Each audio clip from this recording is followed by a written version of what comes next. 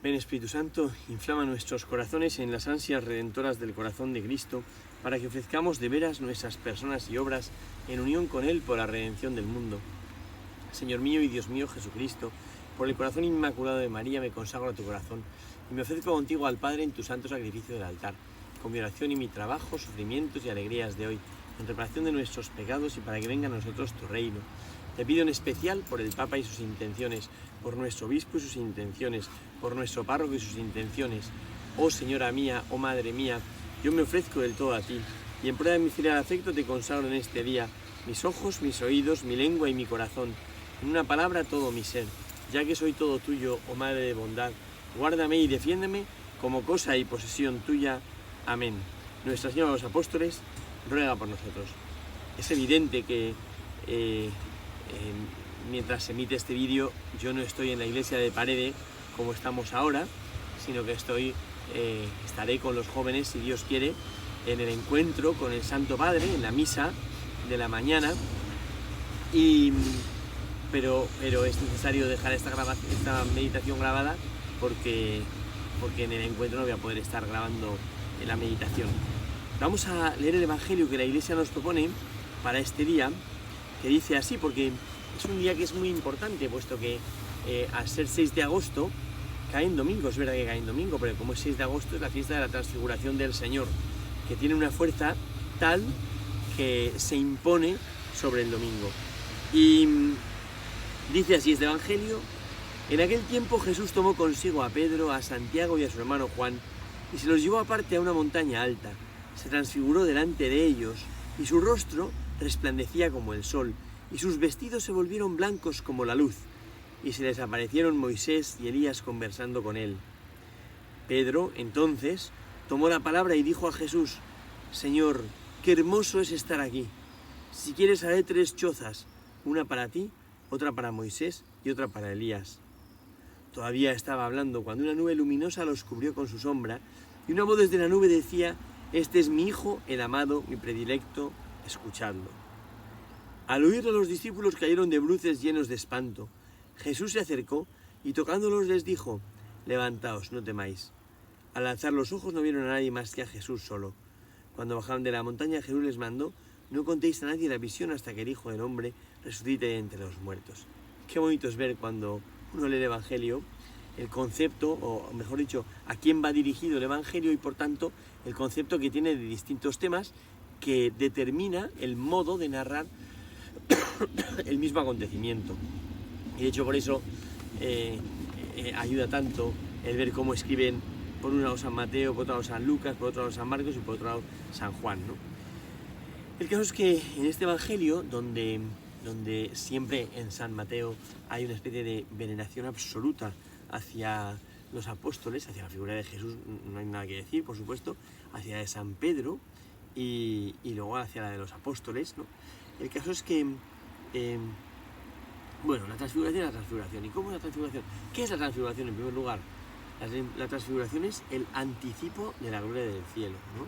O sea, es como conocer la intimidad de Cristo, la intimidad de Cristo. A mí me parece que la transfiguración es como dejar a los discípulos orientados hacia el cielo, hacia la vida eterna, de tal manera que todo lo que vivan se lleva en referencia a la vida eterna. Especialmente la pasión, porque luego Jesús dice: no digáis a nadie la visión hasta que el Hijo del Hombre resucite entre los muertos, con lo cual Jesús les está colocando como en referencia a toda la pasión, ¿no? Pasión, muerte y resurrección, ¿no? Claro, es que Jesús toma consigo, es decir, toda la iniciativa parte de Cristo, que es el que toma consigo, el que elige, el que se lleva aparte a 3 discípulos, toma consigo a Pedro, a Santiago y a su hermano Juan, y se los llevó aparte a una montaña alta. Ya sabemos toda la discusión que hay en torno a la ubicación de la transfiguración, porque no se sabe muy bien cuál es el monte de transfiguración. Unos dicen que si era o podía ser el monte Hermón. Yo lo veo bastante complicado que sea el monte Hermón, porque un monte de una envergadura tal no da tiempo a que los discípulos suban con Jesús y se nos mueren por el camino, desde luego.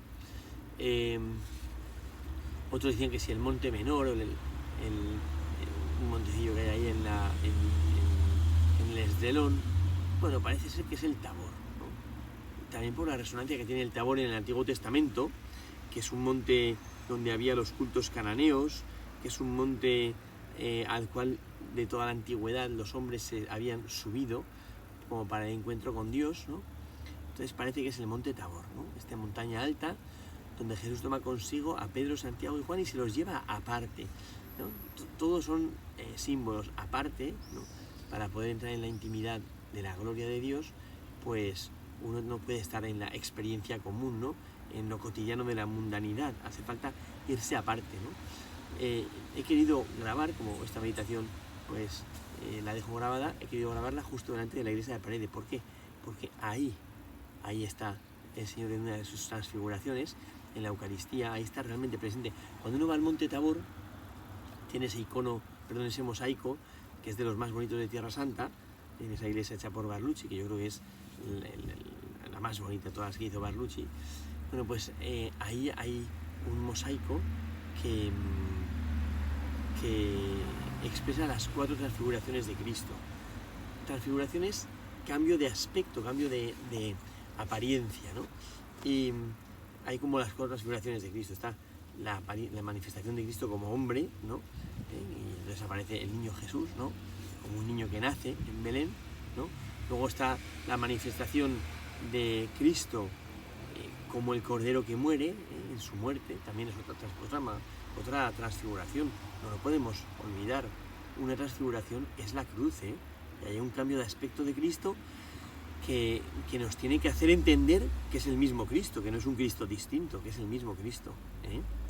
En tercer lugar, la manifestación de Cristo en la resurrección, en la gloria de la resurrección, que dice que los discípulos no eran capaces de reconocerlo, sin embargo era el mismo, y hace ver que tiene el mismo cuerpo con las llagas en el costado y en las manos, pero claro, no son capaces de entender que es Jesús, aparte por la sorpresa, porque es un cuerpo glorificado el que tiene Cristo, ¿no?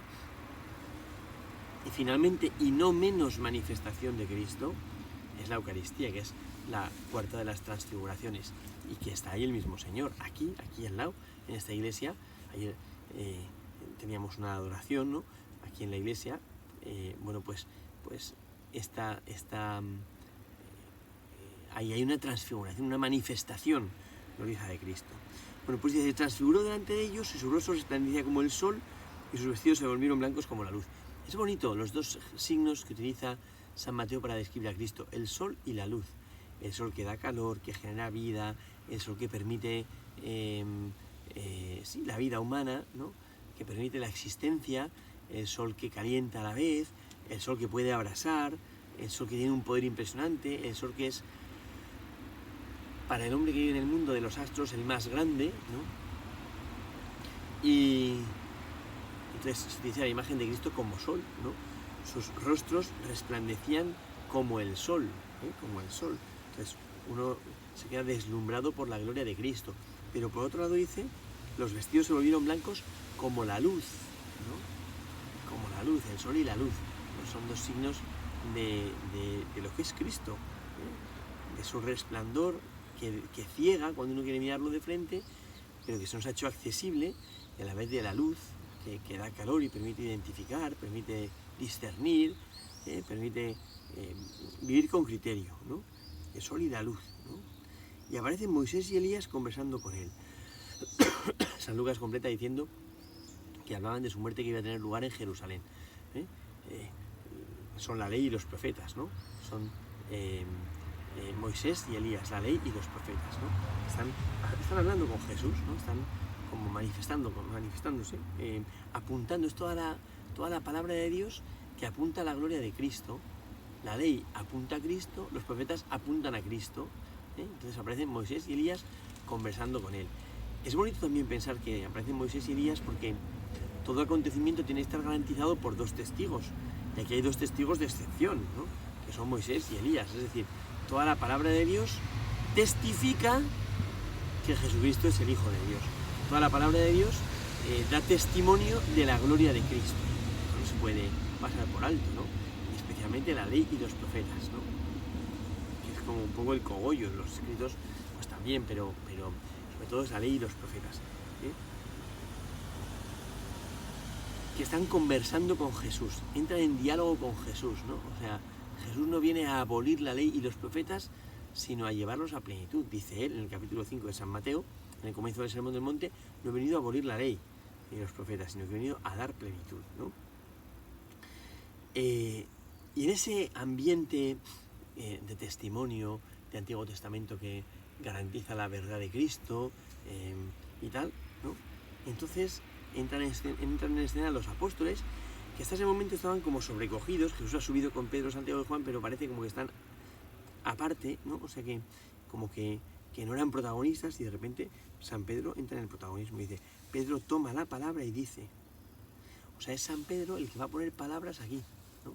San Lucas dice, como decía antes, que Moisés y Elías hablaban de su muerte que iba a tener lugar en Jerusalén, pero el que habla interpretando el acontecimiento va a ser San Pedro, ¿no? Señor, qué bien se está aquí, qué hermoso es estar aquí, ¿eh?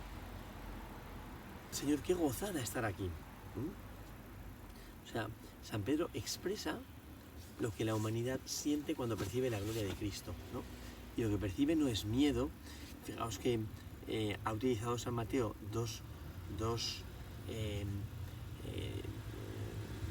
imágenes para expresar, o para escribir, mejor dicho, la gloria de Cristo, que son dos imágenes que tienen un puntito de complicación, de dificultad para el ser humano, porque el sol deslumbra y la luz ciega, ¿no?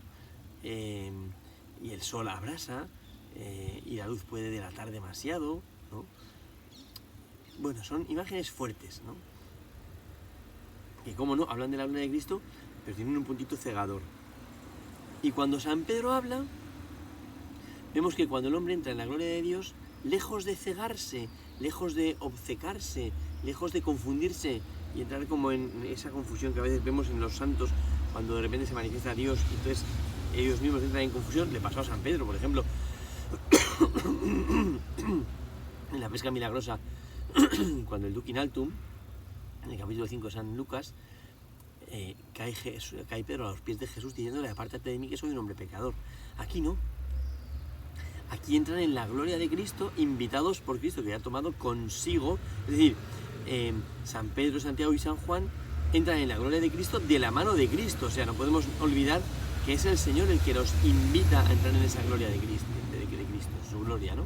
Entonces, al entrar en su gloria, el ambiente es: qué bien se está aquí, ¿eh? Qué bien se está aquí, ¿no? Entonces, por un lado, el gozo que percibe la humanidad al entrar en la gloria de Cristo. Por otro lado, el deseo de permanencia, el deseo de permanecer, ¿no? Cuando María Magdalena tiene la experiencia de Jesús resucitado, da la sensación que está como agarrándolo, como diciendo: ya no te escapas, me quedo para siempre contigo. Que es cuando Jesús le dice: no me retengas, ¿no? No me retengas, que todavía no he subido al Padre, ¿no? Ve y anuncia a mis hermanos, no me retengas, ¿no? Entonces, cuando el hombre entra en la gloria de Cristo y percibe la gloria de Cristo en su realismo, no solo el romanticismo de la experiencia sentimental, que a veces creemos que es la gloria de Cristo, que no es la gloria de Cristo, es una experiencia sentimental. Cuando yo de repente percibo lo que es de verdad la gloria de Cristo, ese entrar en la gloria de Cristo genera en mí una sensación de gozo, de alegría, una sensación como maravillosa y un deseo de permanencia. Hagamos 3 tiendas, dice San Pedro. San Pedro desea quedarse ahí. San Pedro ya no quiere bajar del monte. San Pedro ya no se ha olvidado de todo lo demás. Es fuerte porque se ha olvidado hasta de los otros 9 discípulos, ¿no? Que estaban abajo. Y San Pedro está encantado con San Mateo, pero con Santiago y con San Juan, entrando en la gloria de Cristo. Hagamos 3 tiendas, ¿eh? Una para Moisés, otra para ti y otra para Elías, ¿no? Hagamos 3 tiendas, ¿no? Para los 3, ¿no?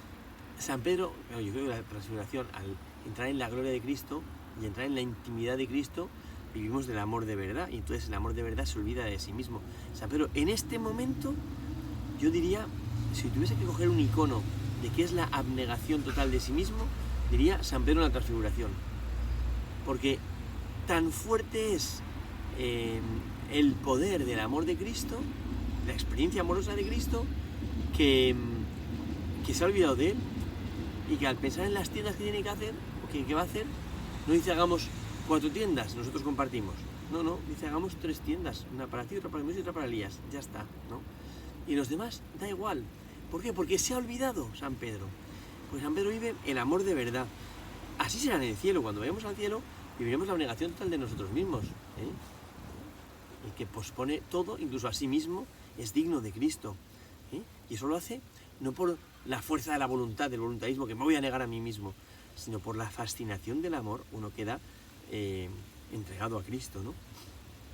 Bueno, y está en ese momento en el que está hablando, y entonces el Padre dialoga con San Pedro. San Pedro dice, qué bien se está aquí, y el Padre le dice, se está aquí bien porque este es mi Hijo, el amado, escuchadlo.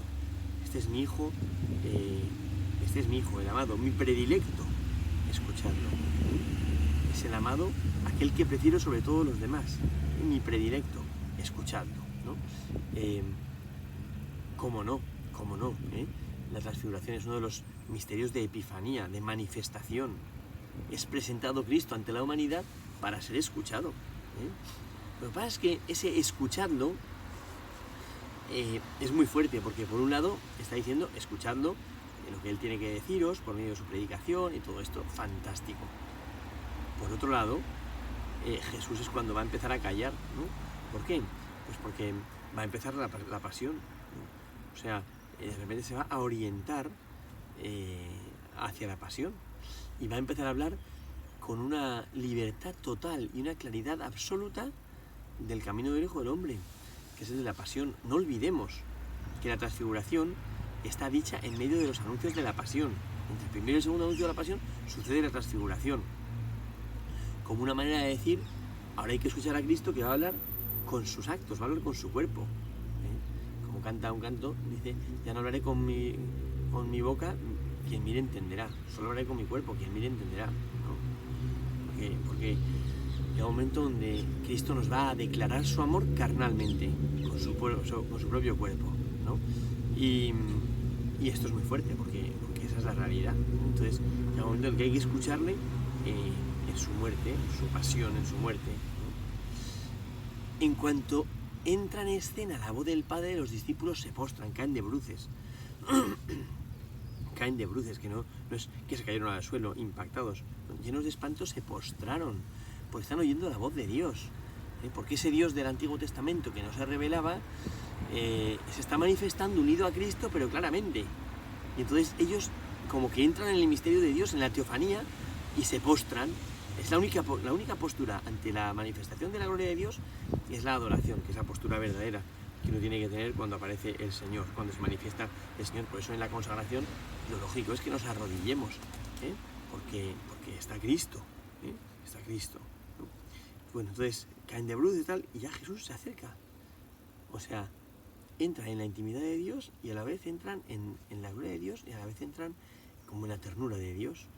Y entonces aparece Jesús, que es esa ternura de Dios, esa manifestación suave de Cristo que nos da el Espíritu para poder entrar en el misterio de Dios, ¿no?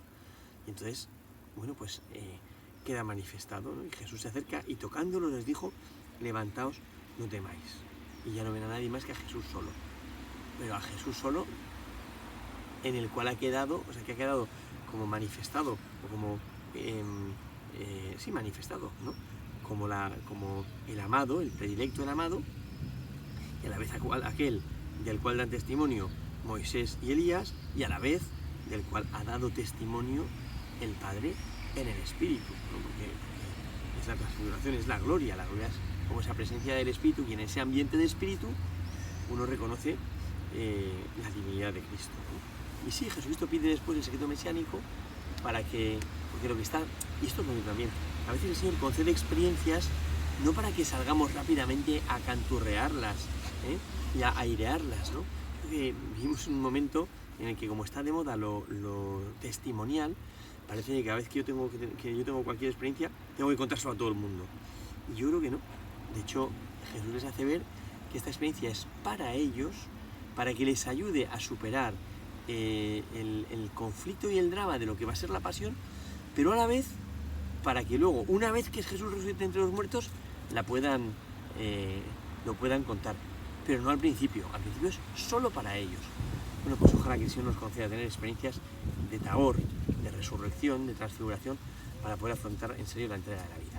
Gloria al Padre, al Hijo y al Espíritu Santo, como era en el principio, ahora y siempre, por los siglos de los siglos. Amén.